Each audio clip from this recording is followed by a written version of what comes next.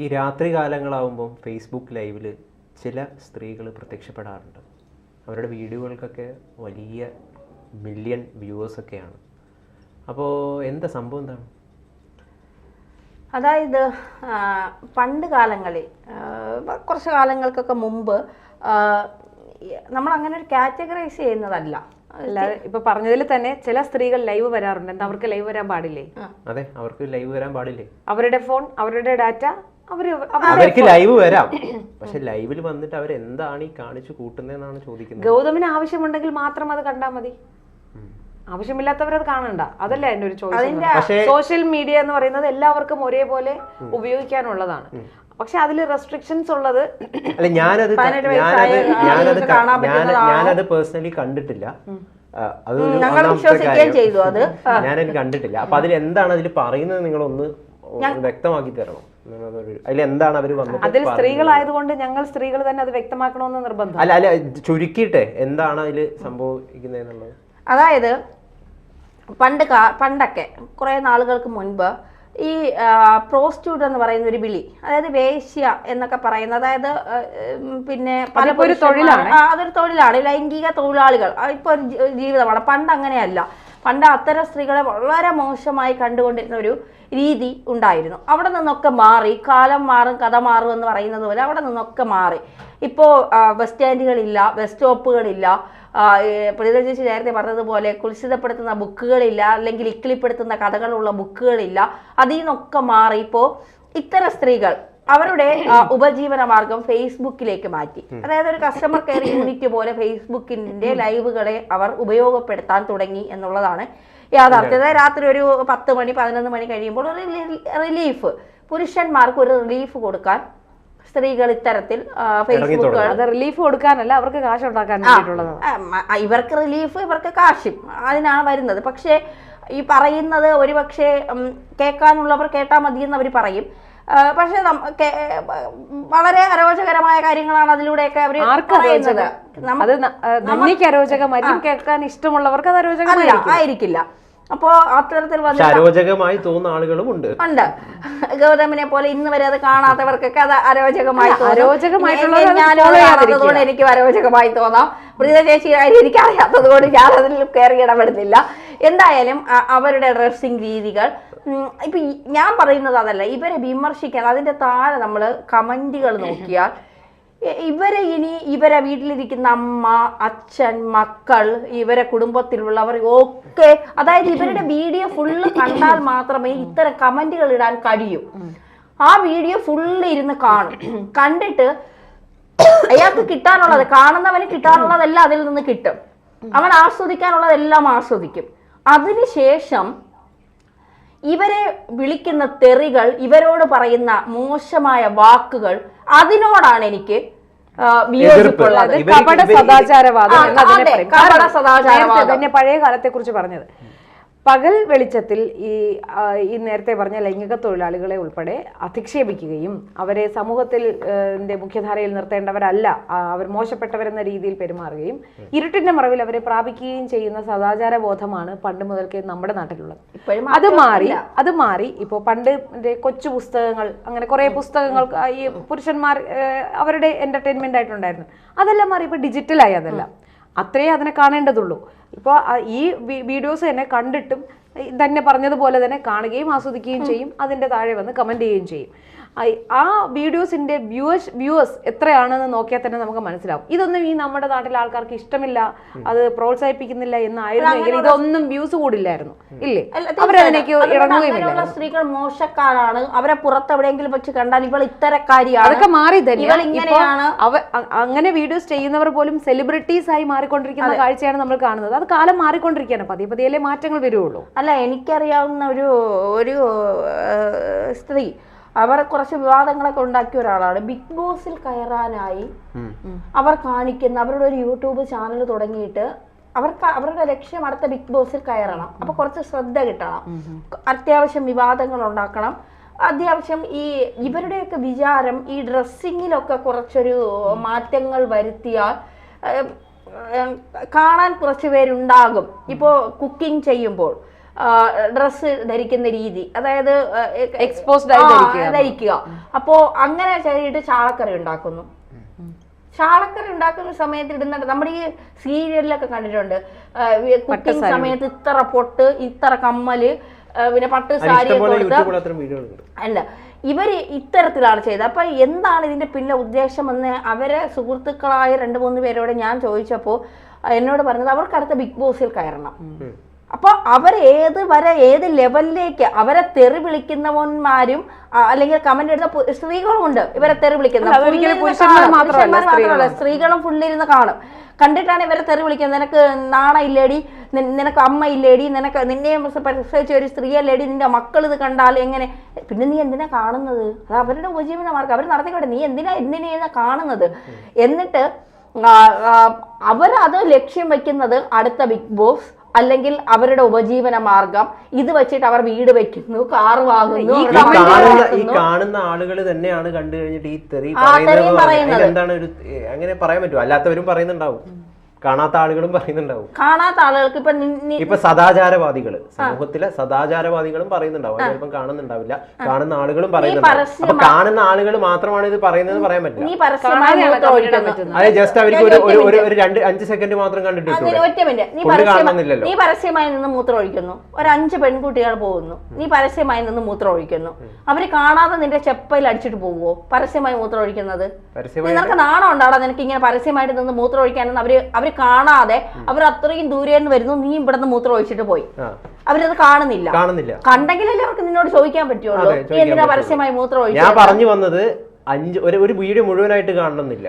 നേരത്തെ പറഞ്ഞു വന്നു വെച്ച് കഴിഞ്ഞാൽ ഇത് കണ്ടു കഴിഞ്ഞ് ആസ്വദിച്ച് എല്ലാ സുഖങ്ങളും അനുഭവിച്ച് കഴിഞ്ഞ ആളുകളാണ് ഈ തെറി കമന്റ് ഇടുന്നത്. അത് ശരിയല്ല എന്നാണ് ഞാൻ പറഞ്ഞത്. അപ്പൊ ഞാൻ പറഞ്ഞത് എന്താന്ന് വെച്ച് കഴിഞ്ഞാൽ അത് മുഴുവനായിട്ട് കാണാതെ 5 സെക്കൻഡ് മാത്രം അല്ലെങ്കിൽ 10 സെക്കൻഡ് മാത്രം കണ്ട് ഇത് ഈ രീതിയിലാണ് ഈ വീഡിയോ പോകുന്നത് എന്ന് മനസ്സിലാക്കി ഇതൊക്കെ എന്ത് വൃത്തികേടാണ് കാണിക്കുന്നത് എന്ന് പറഞ്ഞ് കമന്റ് ഇടുന്ന ആളുകളും ഉണ്ടാവുന്ന ഞാൻ പറഞ്ഞത്.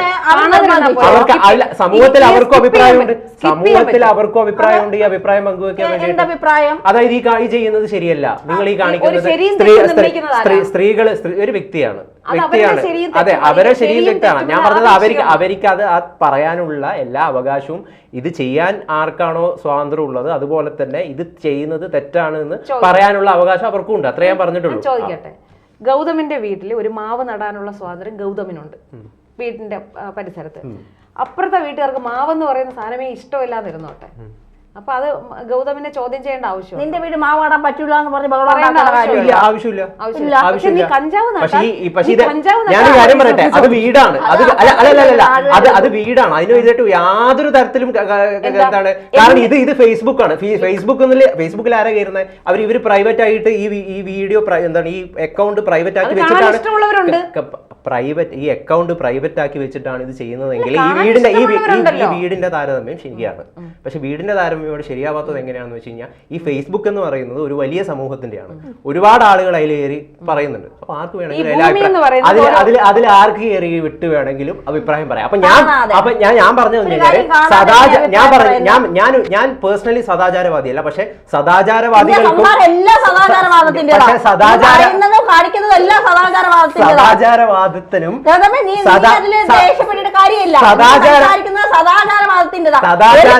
ഞാനൊരു കാര്യം ചെയ്യണമെന്ന് തീരുമാനിക്കണം. ഫേസ്ബുക്കിൽ അവൾ എന്ത് പറയണം, എന്ത് ചെയ്യണം എന്ന് തീരുമാനിക്കേണ്ട അവളാണ്. നിനക്ക് വേണമെങ്കിൽ നീ കണ്ടാൽ മതി, നിന്നെ ഇവിടെ ആരും ചെയ്തോ ചെയ്യേണ്ടെന്ന് ആര് പറഞ്ഞു? പക്ഷെ ഇത് ചെയ്യാൻ പാടില്ല, ഈ ചെയ്യുന്നത് തെറ്റാണെന്ന് പറയാൻ സ്പേസ് ഉണ്ടെന്നാ ഞാൻ പറഞ്ഞേ. എല്ലാത്തിനും സ്പേസ് ഉണ്ട്.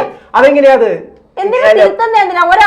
അവരെ ഇഷ്ടത്തിനാണ്, അത് ചെയ്യാൻ പാടില്ല എന്ന് മറ്റുള്ളവർ തിരുത്തുന്ന എന്തിനാ? ഇത് ഫേസ്ബുക്കിലായിരുന്നത്. ഫേസ്ബുക്ക് എല്ലാവർക്കും ഉള്ളതാണ്. അതിൽ ഈ ചിന്താഗതി മാത്രം ഫോളോ ചെയ്യുന്ന ആളുകളല്ല അതിലുള്ളത്. അപ്പൊ അങ്ങനെ അല്ലാത്ത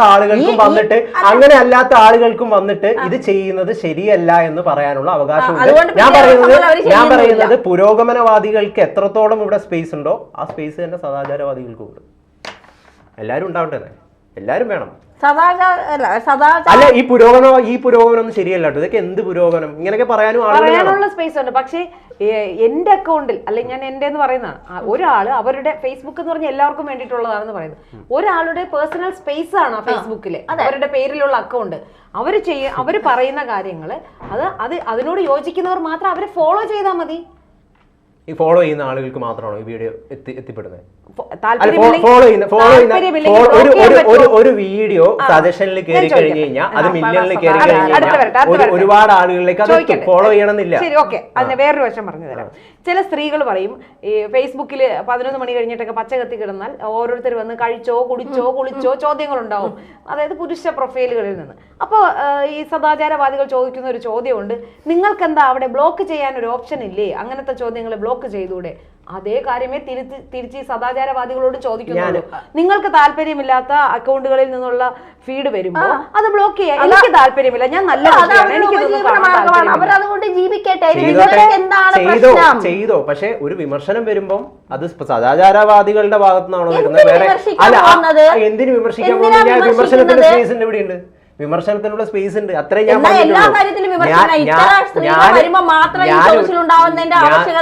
ഞാൻ ഒരിക്കലും ഇത്തരം സ്ത്രീകള് ഉപജീവന മാർഗത്തിന് വേണ്ടി ഇത് ചെയ്യുന്നത് തെറ്റാണെന്ന് എനിക്ക് പേഴ്സണലി അഭിപ്രായമില്ല. പക്ഷെ അങ്ങനെ പേഴ്സണലി ആർക്കെങ്കിലും അഭിപ്രായം ഉണ്ടെങ്കിൽ ആ അഭിപ്രായത്തിന് ഇവിടെ സ്പേസ് ഉണ്ടെന്ന് മാത്രമേ പറഞ്ഞിട്ടുള്ളൂ. ശരി, അഭിപ്രായത്തിന് സ്പേസ് ഉണ്ട്. സദാചാരവാദികൾക്കും ഇവിടെ സ്പേസ് ഉണ്ട്. ആവശ്യമാണ് എന്നാണ് ഗൗതം പറഞ്ഞു വെക്കുന്നത്. സമൂഹത്തിൽ പലതരത്തിലുള്ള ഒരാണും പെണ്ണും ഒരുമിച്ചിരുന്ന് കഴിഞ്ഞാൽ അവിടെ നടക്കുന്നത് വേറെ പലതുമാണെന്ന് പറഞ്ഞിട്ട് അവരെ നട റോഡിൽ എടുത്തിട്ട് തല്ലുന്നതാണ് ഈ സദാചാരവാദികളെന്ന് നീ പറയുന്നത്? അതല്ല, നീ പറയുന്ന സദാചാരവാദം എന്താ? ഞാൻ പറയുന്ന സദാചാരവാദം എന്താണെന്ന് വെച്ച് കഴിഞ്ഞാൽ, എന്താണ് സദാചാരവാദം നീ ഉദ്ദേശിക്കുന്നത്? ഒരാളെ കയറി തല്ലുക, ഒരാളുടെ റൈറ്റ് ഇല്ലാതെ ഒരാളുടെ ദേഹത്ത് കൈയേറുക, ഇതൊന്നും ആർക്കും അവകാശമില്ല. പക്ഷെ നിങ്ങൾ ചെയ്യുന്ന ഒരു കാര്യം ഇത് തെറ്റാണ്, നിങ്ങൾ എന്തെന്ന് ഈ ചെയ്ത് കൂട്ടുന്നത്, ഇത് ശരിയല്ല, ഇത് നിങ്ങളെ ഉപദ്രവിക്കാതെ, ഇത് നിങ്ങളെ പേഴ്സണലി ഹർട്ട് ചെയ്യാതെ, നിങ്ങളെ മോശപ്പെട്ട വാക്കുപയോഗിച്ച് പറയാതെ പറയാനുള്ള സ്പേസ് അല്ല, പറയാനുള്ള സ്പേസ് ഉണ്ട്. നിങ്ങൾ ചെയ്യുന്നത് ഇതൊക്കെ എന്താണ്, ഇത് ചെയ്തു വെക്കുന്നത്, ഇതൊക്കെ ശരിയല്ല എന്ന് പറയാനുള്ള സ്പേസ്. അയാള് ഭയങ്കരമായ മതബോധം പേറി നടക്കുന്ന ആളായിരിക്കും. മൂന്ന് വട്ടവും മതബോധം പേറി നടക്കുന്ന ആളായിരിക്കും 3 നേരവും. അത്തരം ആളുകൾക്ക് ചിലപ്പോൾ ഇത് കാണുമ്പോൾ ഞാൻ പറയട്ടെ, 3 നേരവും സദാ നേരവും മതത്തിൽ മാത്രം വിശ്വസിച്ച് ജീവിക്കുന്ന ഒരാള്, ഏതോ മതം ആയിക്കോട്ടെ, ഏത് മതം ആയിക്കോട്ടെ, അയാൾ ഇത്തരം വീഡിയോ കണ്ടു കഴിഞ്ഞാൽ അയാൾ എന്തായാലും പേഴ്സണലി അയാൾക്ക് ഈ വീഡിയോ പോകുന്നേ, അയാൾ ഈ സമൂഹത്തിൽ മതത്തിന്റെ ആചാരം തലപ്പേര് നടക്കുന്നവൻ ഈ വീഡിയോ കാണുന്നതിനാ? എന്തിനാ സെക്കൻഡുകൾ കൊണ്ട് ഈ വീഡിയോ കണ്ടിട്ട് കമന്റ് ഇടാൻ വന്നത്? അപ്പൊ അത് കണ്ട് ആസ്വദിച്ചതിന് ശേഷം ഒന്ന് കമന്റ് ഇടാം. 3 നേരവും ദൈവത്തെ വിളിക്കുന്നുണ്ട്.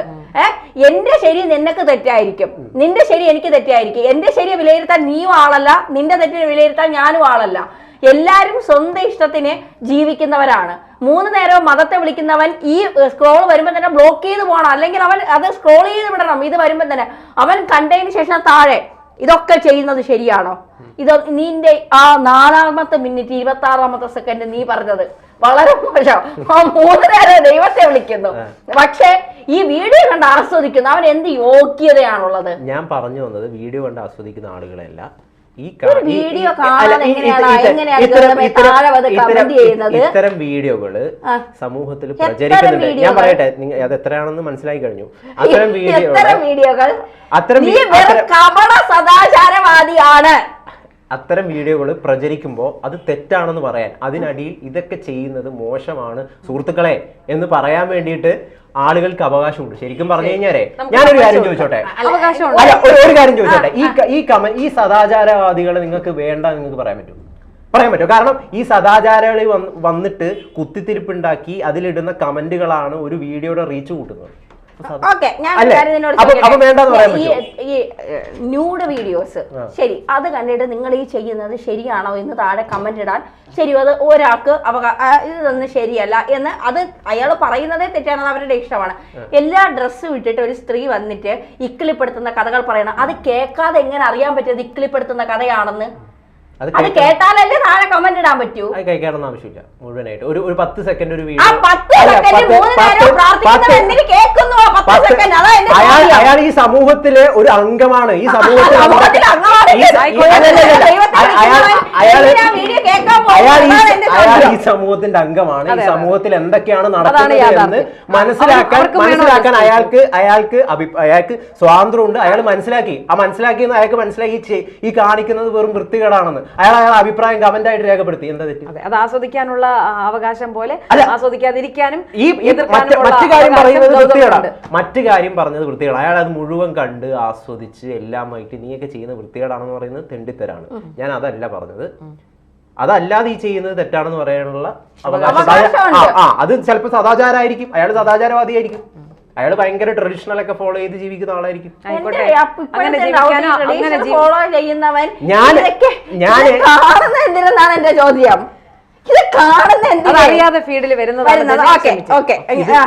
ഞാൻ അംഗീകരിച്ചു. ഞാൻ പറയുന്നത് ഞാനത് എവിടെയും പറഞ്ഞിട്ടില്ല. ഇത്തരം അങ്ങനെയുള്ള ആളുകൾ ഈ വീഡിയോ നിങ്ങൾക്ക് ഇത് ചെയ്യാനുള്ള അവകാശമില്ല എന്നൊന്നും പറയേണ്ട ആവശ്യമില്ല. പക്ഷെ അവർക്കൊരു ഇത് ചെയ്യുന്ന തെറ്റാണെന്ന് പറയാൻ നിങ്ങൾ വേണമെങ്കിൽ എടുത്താൽ മതിയെന്നേ. അയാളുടെ വാക്ക് നിങ്ങൾ വേണമെങ്കിൽ അല്ല എടുക്കണ്ട. പക്ഷെ അയാൾക്ക് ആ വാക്ക് അയാളുടെ വിമർശനം പറയാനുള്ള സ്പേസ് ഉണ്ട്. ഇവിടെ എല്ലാവർക്കും സ്പേസ് ഉണ്ട്. അത്രയും ഇല്ലാന്ന് ഞാൻ പറയുന്നില്ല. പക്ഷെ കപട സദാചാരവുമായി കൊണ്ട് നടക്കുന്നവന്മാർക്ക് ആ സ്പേസ് ഇല്ല. അത് പറഞ്ഞ് അവസാനിപ്പിക്കാം.